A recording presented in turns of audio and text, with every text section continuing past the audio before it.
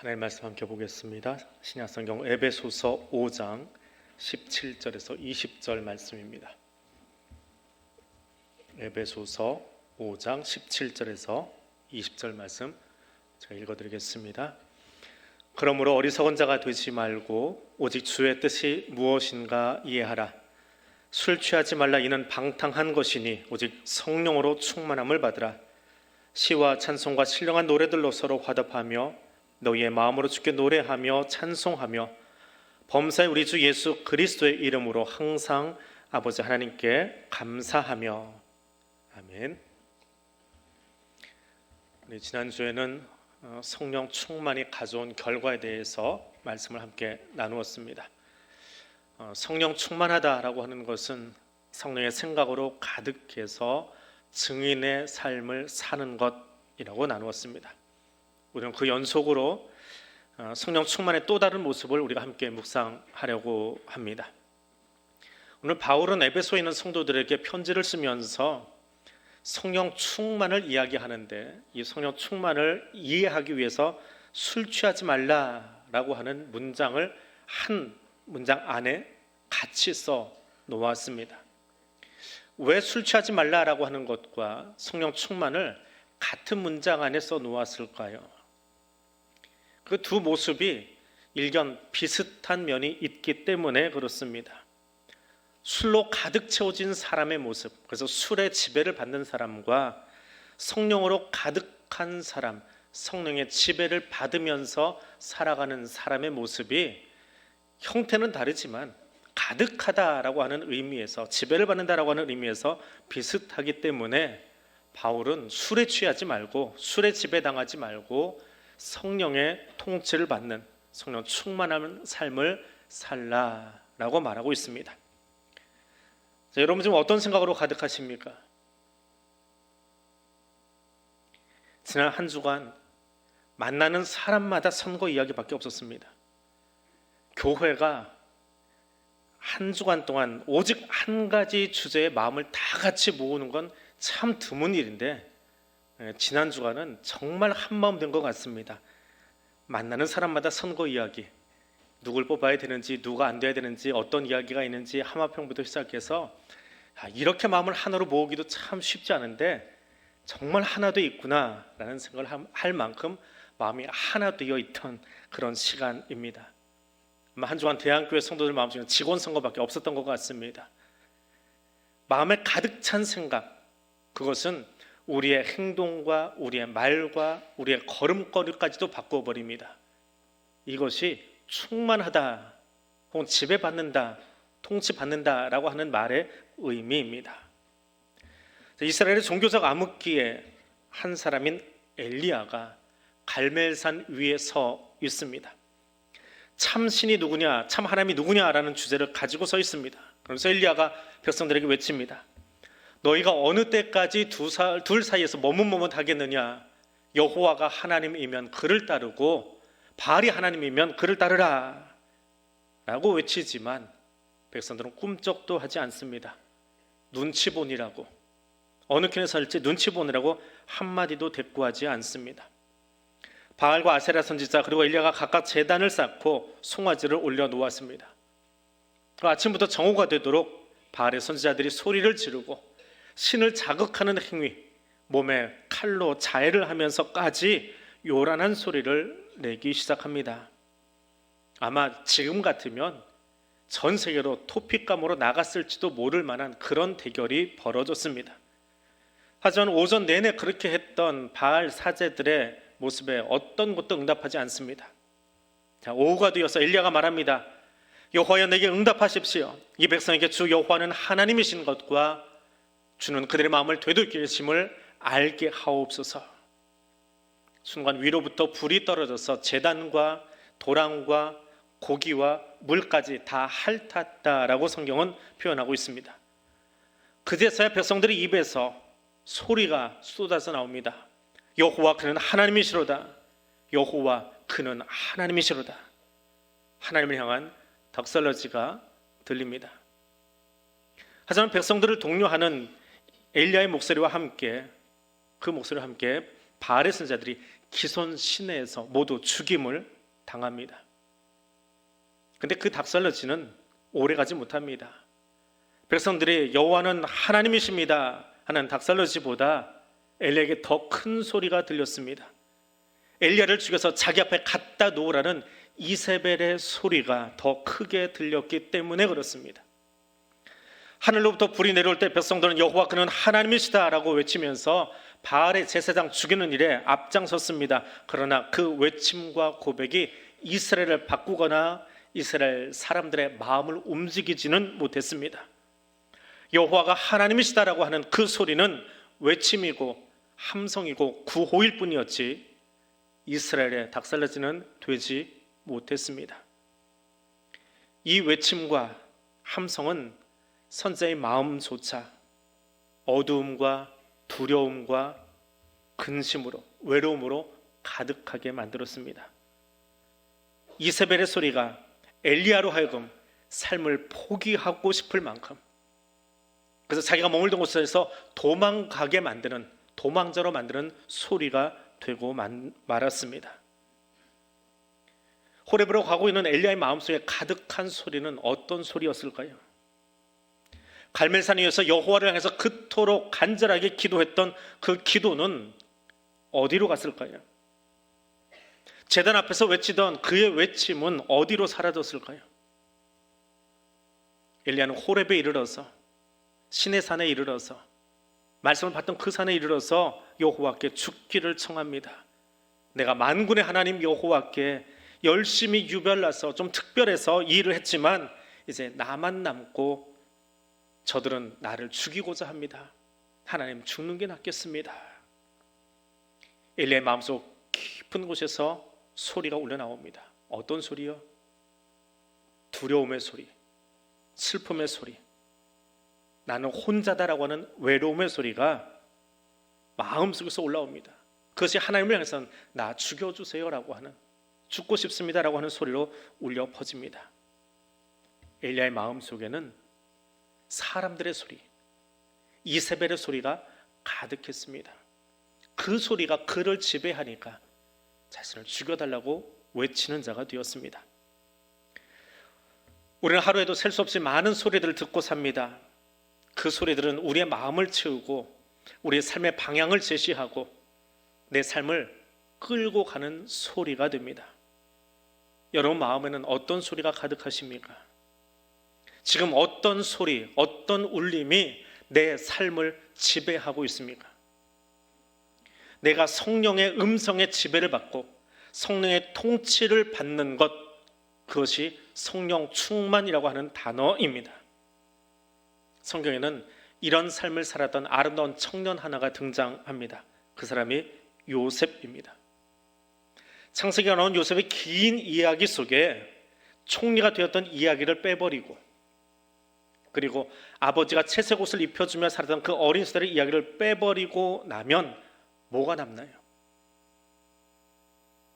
요셉의 청소년기 혹은 청년기가 남는데 그야말로 요셉 전생애의 암흑기입니다.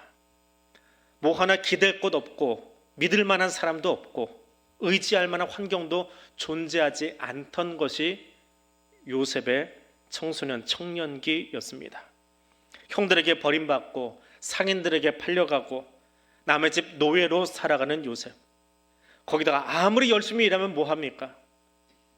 열심을 내도 여전히 모함을 해서 감옥에 갇히는 그런 사람.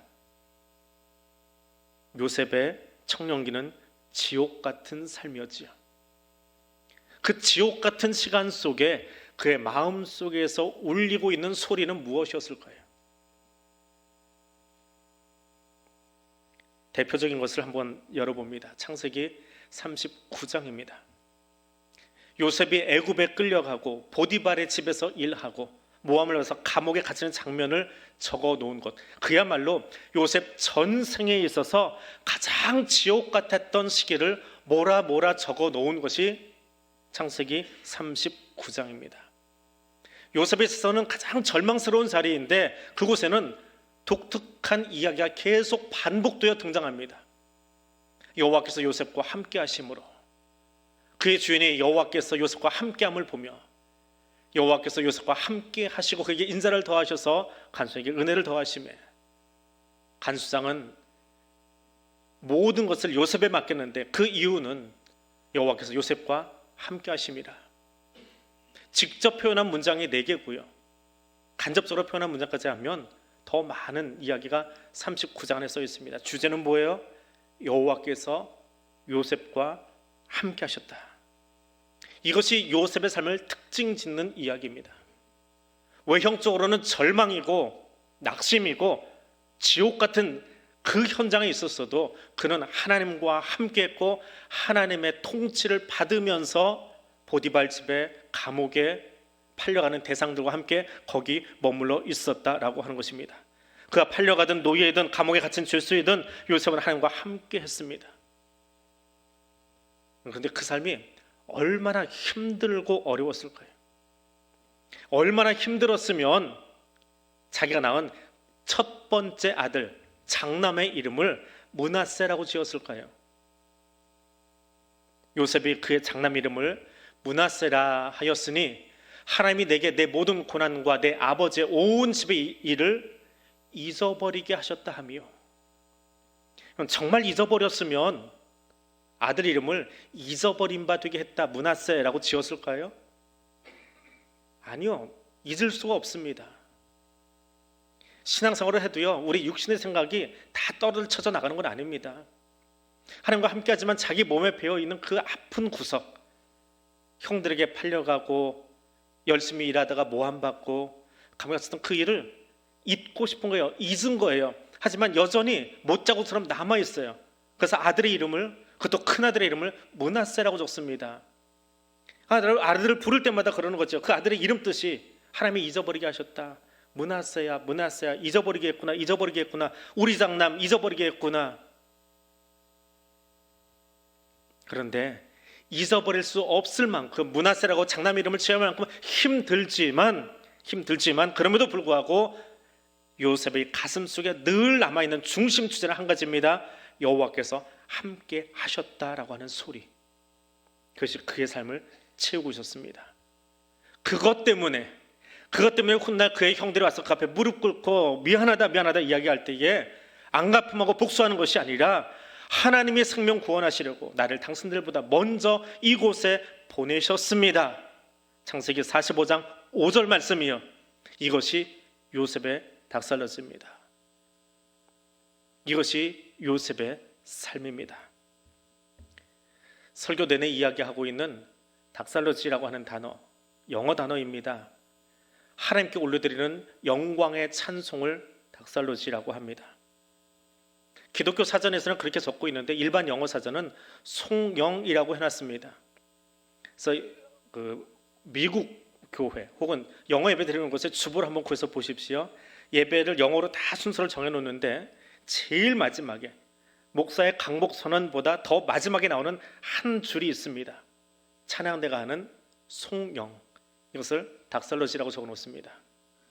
아주 작은 협의 의미로는 그것이 닥살러지입니다. 그러나 일반 기독교 사전에서는 하나님께 드리는 모든 영광의 찬송, 하나님께 올려드리는 영광의 찬송을 닥살러지라고 표현합니다.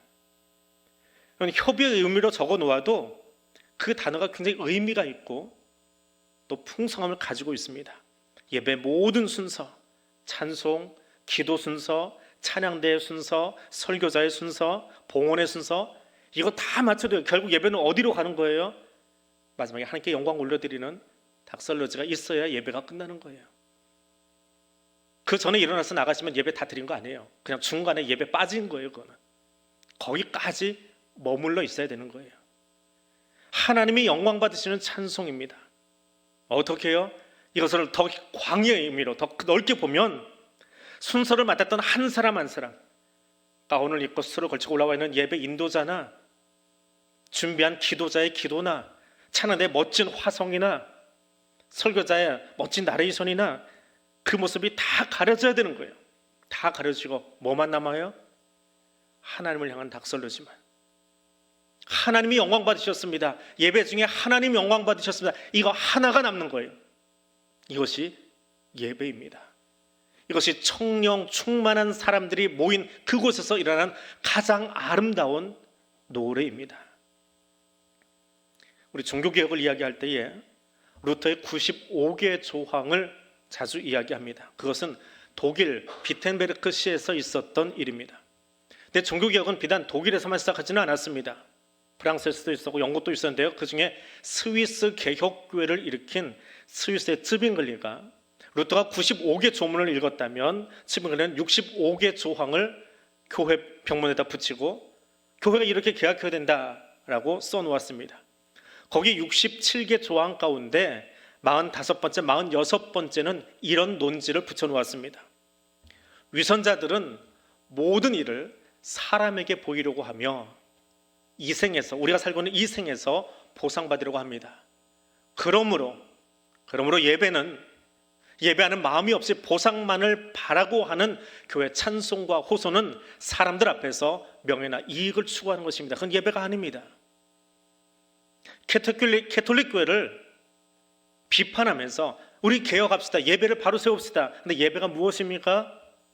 그것을 적어놓은 67개 가운데 2개입니다. 성령 충만한 삶, 성령의 인도를 받는 예배자의 모습은 사람의 입으로 표현하는 그 이상의 문제다라고 하는 겁니다. 참된 예배는 입술만이 아니라 내 마음으로 하나님께 온전하게 올려드리는 겁니다. 마음의 소리입니다. 마음이 성령의 통치를 받음으로 성령 강으로 가득할 때, 성령 충만할 때 비로소 우리는 진정한 닥살러지, 진정한 영광의 찬송을 하나님께 올려드릴 수 있습니다. 호렙으로 달려가고 있던 선지자 엘리야의 모습을 보십시오. 그가 아무리 그 산 위에서, 갈멜산 위에서 불을 내리도록 기도를 하고 응답을 받았다 하더라도 그 마음속에 여전히 사람의 소리가 가득해 있으면, 이세벨의 소리가 그 마음을 움직이고 있으면 두려움 가운데 뛰어 도망가며 내 생명 거두어 주십시오, 살고 싶지 않습니다 라는 외침이 나올 수밖에 없습니다. 그러나 지옥 같은 인생의 한 구간을 살고 있어도, 그가 노예로 살고 있어도, 바로도 보디발도 요셉의 인생의 통치자가 되지 못했습니다. 지옥 같은 인생 그 밑바닥에서도 요셉의 통치자는 하나님이셨습니다. 하나님이 통치하셨습니다. 그래서 그는 노예 맞습니다. 바로의 노예가 아니라, 보디발의 노예가 아니라 하나님의 노예로, 하나님의 종으로 그의 인생을 살아냈습니다. 하나님의 통치 안에서 하나님의 영으로 가득한 삶을 살았습니다. 그때에 그런 삶을 살았기에 그가 형들 앞에서 하나님이 하셨습니다. 이 모든 걸 하나님이 하셨습니다. 넘어진 자리도 일어선 자리도 하나님이 하셨습니다라고 하는 닥살러지를, 영광의 전송을 올려드릴 수 있었더라라고 하는 겁니다. 이 시간 나의 삶이 성령의 통치로 가득한 삶 될 수 있기를 원합니다. 성령 충만한 삶이 될 수 있기를 원합니다. 그래서 나의 입술에서도 내 마음에 가득한 그 소리로 올려나오는 하나님을 향한 영광의 찬송, 그 닥살로지가 올려지는 예배자 될 수 있기를 원합니다. 오늘 말씀 기억하면서 우리 같이 기도하겠습니다. 성령 하나님, 내 삶의 통치자 되어주시기를 원합니다. 하나님, 내 마음속에 사람의 소리가 가득하지 않게 도와주시고 사람 눈치 보는 자 되지 않게 해주시고 하나님 한 분만으로 내 마음이 채워지게 하시며 그 채워진 마음을 가지고 하나님께 온전한 영광의 찬송을 올려드릴 수 있는 사람, 그 사람 내가 되기를 원합니다. 이 기도 제목으로 우리 한 2분 정도까지 통성으로 기도하겠습니다. 찬양받기에 합당하신 하나님 아버지, 이 시간 바울을 통해서 에베소의 성도들에게 그리고 오늘 우리에게 말씀하시는 주의 음성을 듣습니다. 너는 술 취하지 말라, 이는 방탕한 것이니 오직 성령으로 충만함을 받으라, 성령의 지배를 받으라, 성령의 통치 안에 머물러 있으라 말씀하시는 그 음성을 듣습니다. 예배자리에 임재하신 성령 하나님, 이 시간 여기 오셔서 내 삶의 통치자 되어주시길 원합니다. 내 삶의 지배자 되어주시길 원합니다. 나를 주관하여 주시기를 원합니다. 나를 이끌어 주시기를 원합니다. 그리고 성령 충만함으로 사람들의 소리에 휘둘리는, 사람들이 보이기 위해서 하는 그 예배, 그 형식이 아니라 하나님 한 분이 만족합니다. 하나님이 이 모든 일을 하셨습니다 고백하며 나아갈 수 있는, 하나님께 진정한 닥살로지를 올려드릴 수 있는 영광 찬송을 올려드리는 내가 될 수 있기를 원합니다. 주님, 먼저 내 마음을 주장하여 주옵소서. 주님, 내 삶을 주장하여 주옵소서. 내 걸음을 인도하여 주옵소서. 그리고 내가 살아가는 모든 곳에서 나의 언행 심사가 오직 한 분 하나님을 향하여 그분의 영광을 드러내며 하나님을 찬송하며 나아가는 예배자 될 수 있도록 성령님 우리와 함께하여 주시옵소서. 하나님께서 나를 맡겨드립니다. 우리와 영원히 함께 하시겠다고 약속하신 하나님, 세상을 내 힘으로, 내 생각으로, 내 지혜로 다 판단하고 이끌어 가겠다는 교만함을 용서하옵소서. 세상을 보며 사람을 볼 때마다 내게서 답이 나오고 내게서 능력이 나온다는 착각 속에 살아가는 나의 모습을 용서하옵소서. 오직 말씀을 통하여 주신 것처럼 성령께서 나의 마음속에 내주하여 주심으로 말미암아 마음으로부터 우러나오는 영광의 찬송이 나의 입술을 적시게 하옵소서. 환난과 핍박 중에도 성도의 믿음을 지킬 수 있는 것은 우리 안에 거하시는 성령 하나님의 은혜임을 기억하게 하옵소서. 마음으로 우러나오는 찬송을 기쁘게 받으시는 하나님, 호렙산에 말씀의 산에 올라가서도 하나님의 음성을 듣기보다 자신의 소리를 내게 급급했던 상처받은 선지자 엘리야로 살지 않게 하옵시고 모든 삶의 영역에서 여호와와 함께하던 요셉처럼 살기 원합니다. 성령 하나님, 우리를 도와 주옵소서. 이 시간 우리 안에 거하시는 성령으로 말미암아 마음의 찬송 올려드리기를 원합니다. 예수님 이름으로 기도드립니다. 아멘.